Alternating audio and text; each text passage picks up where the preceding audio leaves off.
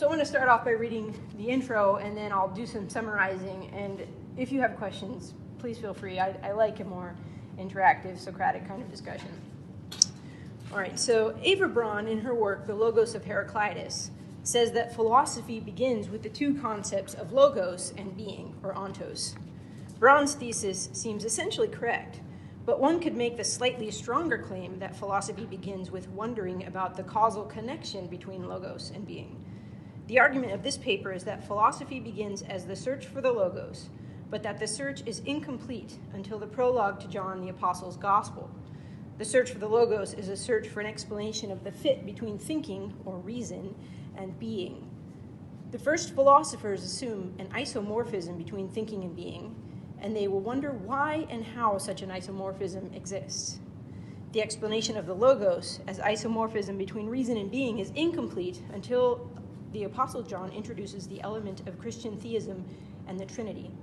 John's prologue provides the most comprehensive explanation of the logos. Where previous searches for the explanation for the fit between thinking and being came short and resulted in skepticism, John's Gospel successfully explains the isomorphism and provides the key to grasping truth.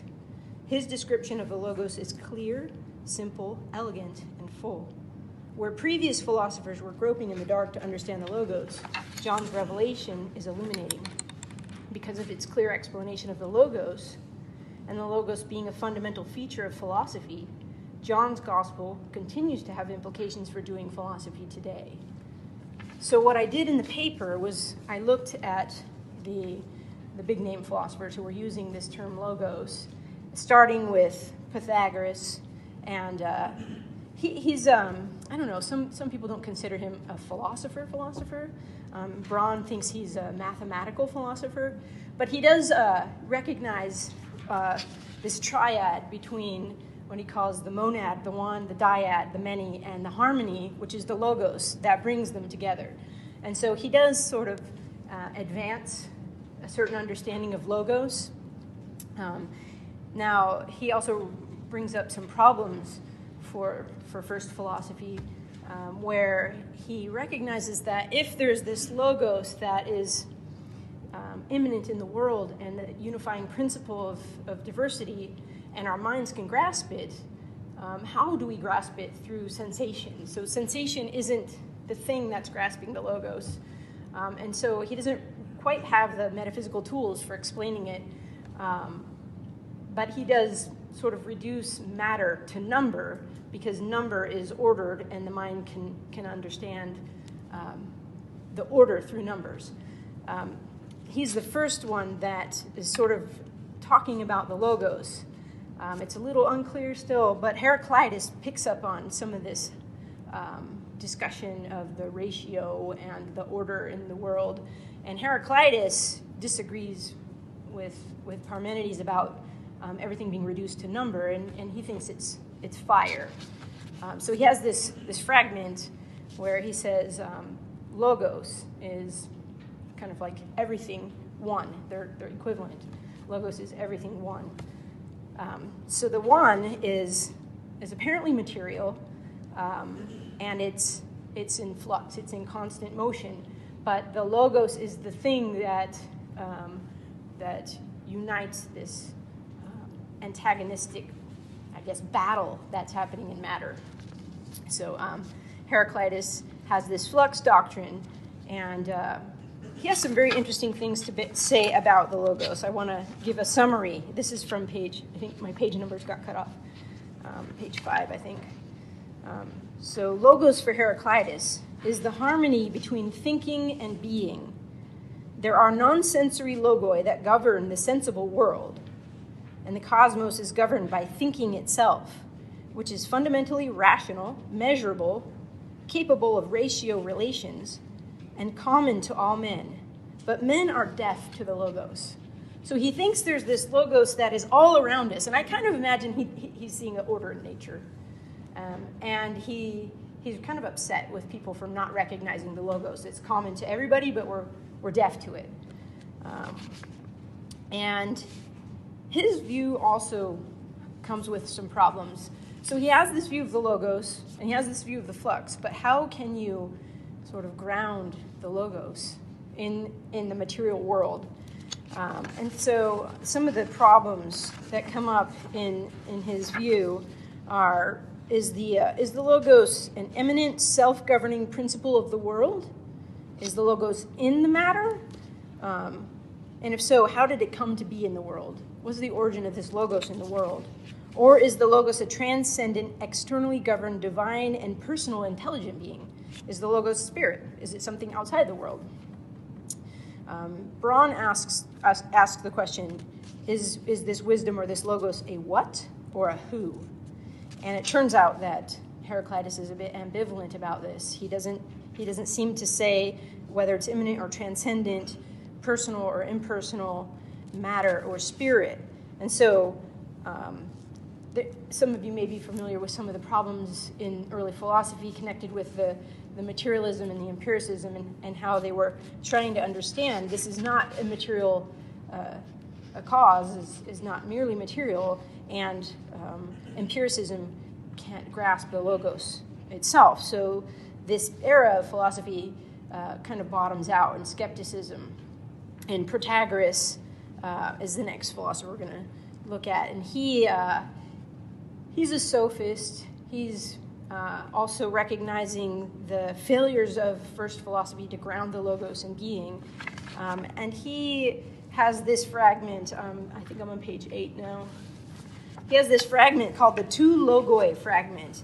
And he says there are two opposing arguments, or logoi, concerning everything. So there are two opposing logoi, and that could be defined in a number of ways, but it seems like the two ways this can be defined are either two accounts, like two arguments for every position, maybe in a debate, or there are two oppositional sides to everything, almost like Heraclitus, where there's this kind of oppositional force in nature that gives rise to the unity. But this scholar I looked at, Edward Schiappa, thinks that it's probably the metaphysical reading that we should look at with this two logoi statement, where there are these oppositional sides to everything. And I'm going to read this quote that's I don't know what page this is. I'm sorry, guys.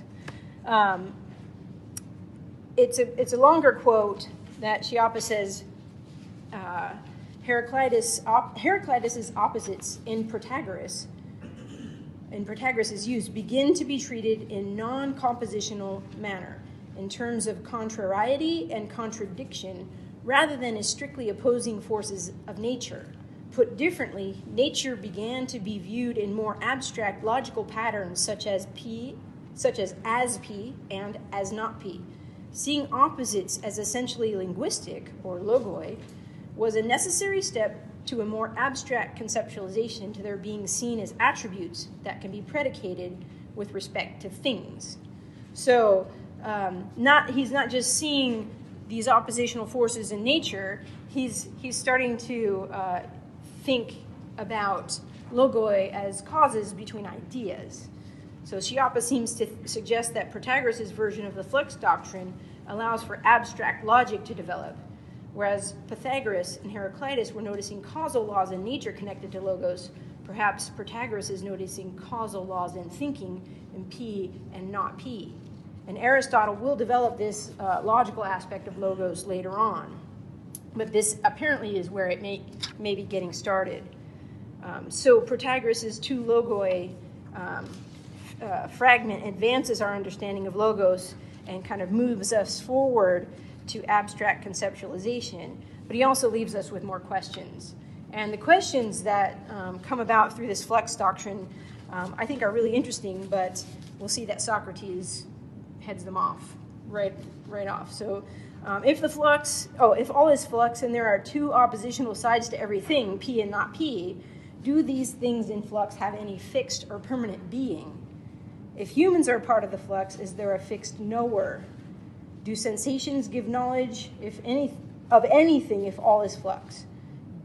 Does our language name what is? And this seems to be one of the implications of Protagoras' view, is that yes, we could do abstract reasoning, but does our abstract reasoning apply to the world? Is there a logos in the world if all is flux in the way that Protagoras is thinking of it? So is language something? Are we imposing language on the world, almost like a postmodern view? So does Protagoras' view suggest nominalism? And how does reason apply to being if all is in this kind of flux? All right, any questions? I'm going to pause, take a drink. Are we good? Mm-hmm. Say, in Schaeffer's quote, put differently, nature began to be viewed as more abstract logical patterns.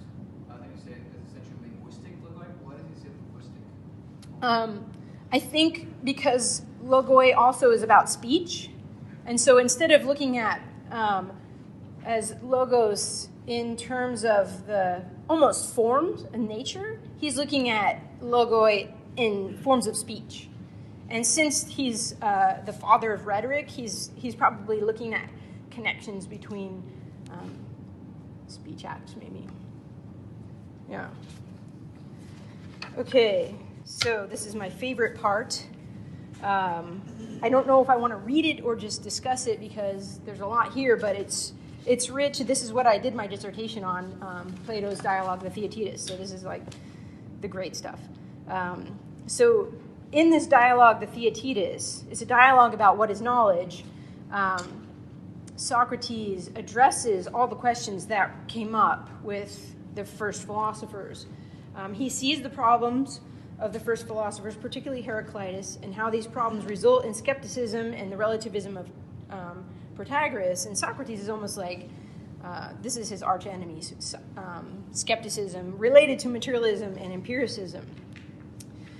So he's trying to figure out, and I should back up. When I say Socrates, I also kind of mean Plato. Plato and Socrates are kind of one and the same.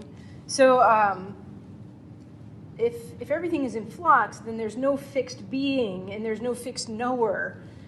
So where's the source of permanence? How do we ground the logos in being so that something can be known? Socrates or Plato is going to introduce the soul as the source of permanence in humans, and the soul is reason, emotion, and will. And this is the thing that is capable of knowing. And in the world, he does accept that matter is always in motion, but he thinks that there are these permanent forms that are going to give structure to the world that is knowable. So our senses don't really give us knowledge of the world, but reason can be mediated. Reason can mediate knowledge through the sensible world and via the forms. I should just read the handout, really. All right, so Socrates addresses the epistemological problems of the flux doctrine by defining knowledge as true opinion, which is tied down with a logos or an account. So he's really saying knowledge is true opinion, but it's nailed down with an account, and the account is logos, which is reasons, and it's the dialogue. This logos account is by reason and argument that rules out logical impossibilities and arrives at certainty. Now, some people are going to be like, certainty, but he's going to admit that we can't be certain of a lot of things. I mean, just a few things, and they're really important things. Knowledge of reality is by means of logos, and logos is gained primarily through the dialogue, which is the exchange of reasons between person and person. So dialogos. Truth, the way the world is mediated to people by logos. Socratic logos is dedicated to truth, and truth is clear, it's not hidden. So Socrates is always trying to ask the question, what is it? What is justice? What is beauty? He's trying to get to the truth of the matter about the thing or the idea. Now, the problem with the materialist, empiricist philosophers prior to Socrates is that they attempted to gain knowledge immediately, directly by means of the senses, as if our senses could pick up the sense data directly.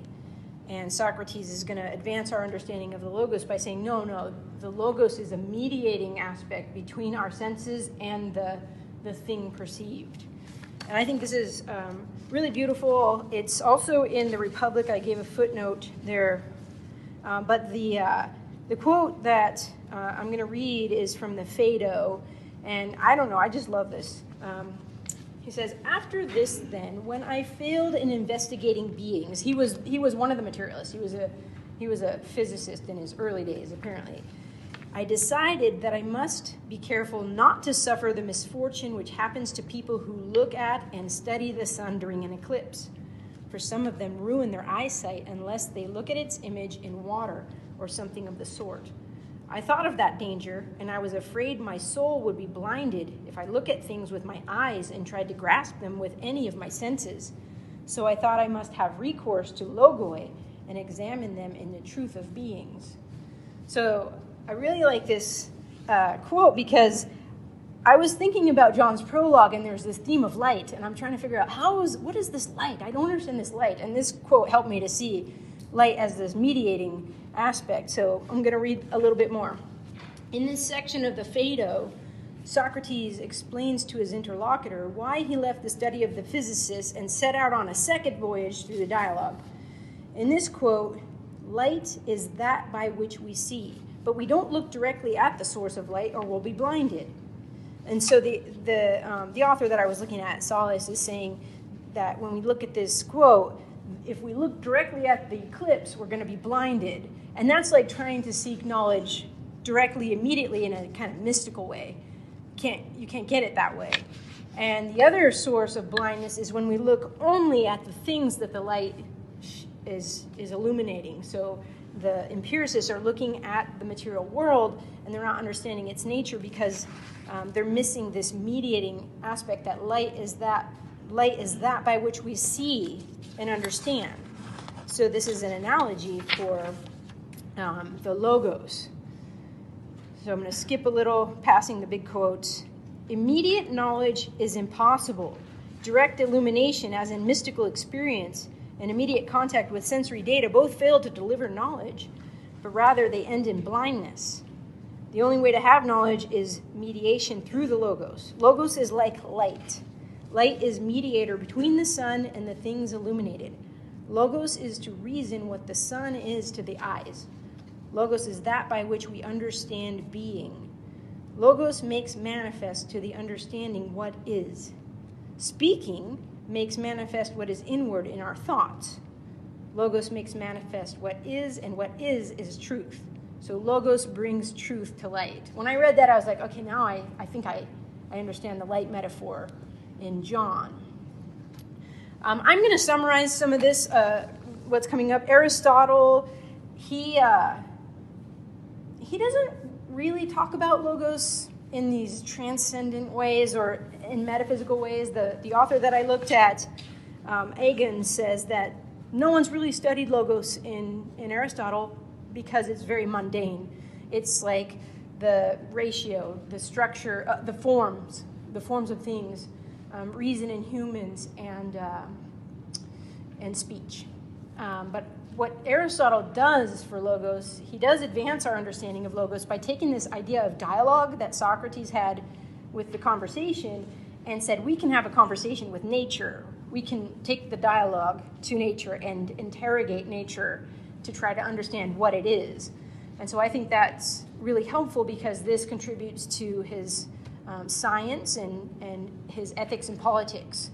And he says that these areas of study don't give us certainty, they give us probability, but it's a kind of understanding of the world that we have and that is understood by the logos in us, grasping the logos out there. I talk next about the Stoics. I'm going to be honest, I don't think the Stoics really further the understanding of logos much. They do say the logos is divine. It's immanent, it's material, it's corporeal, so that's going to lead to some of the problems of the earlier philosophers who were materialists. And then Philo of Alexandria is the last one I look at. He's a transitional figure between the Hellenic and the Christian worlds. He's a Jewish philosopher.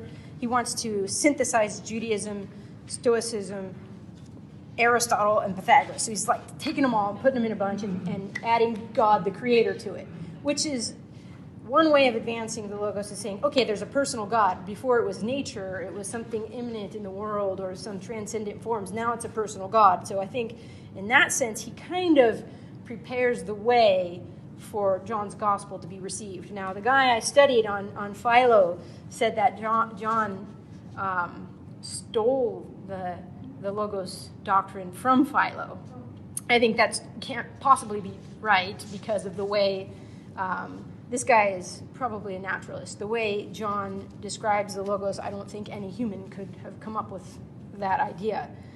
All right, I'm going to pause. Any questions about... So this is the search for the Logos up to John. We have it in its various aspects, but John is going to take it and do something really beautiful with it.